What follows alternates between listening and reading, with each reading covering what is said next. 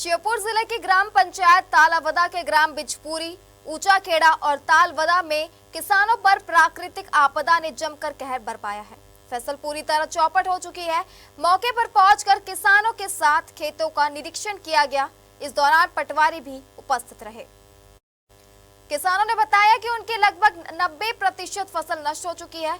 जावदेश्वर बबड़ी हनुमान मंदिर के पीछे का पूरा क्षेत्र इस प्राकृतिक आपदा की चपेट में आया है। हालात बेहद गंभीर है।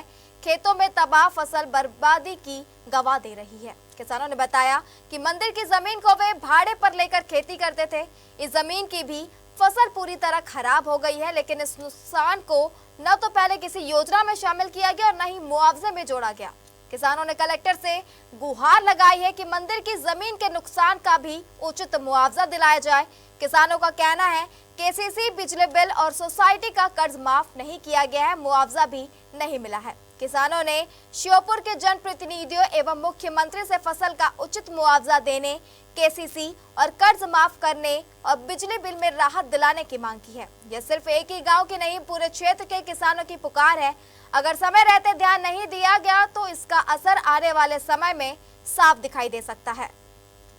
मैंने मंदिर की जमीन जोत रखी है भत्ते पे।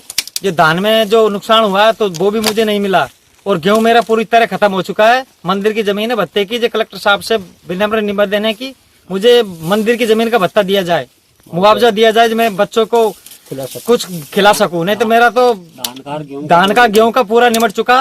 और ये खेत है मंदिर की अमोच, ये मैंने जोत रखी है। कलेक्टर साहब से निवेदन है कि मंदिरों की जो अमोच है उनका मुआवजा भी दिया जाए किसान को। कैसे नहीं दे रहे मुआवजा? और का पता नहीं, सबका मिल जाता है लेकिन मैंने धान में भी नहीं मिला। और ये गेहूं में अब पूरा नुकसान हो चुका है। बिचपड़ी के माड़ में पड़ती है या मोच, बिचपड़ी के माड़ में मैंने जोत रखी है। 9 बीघा खेत है ये, तो मतलब इसका मुआवजा मुझे दिया जाए। कलेक्टर साहब से विनम्र निवेदन है।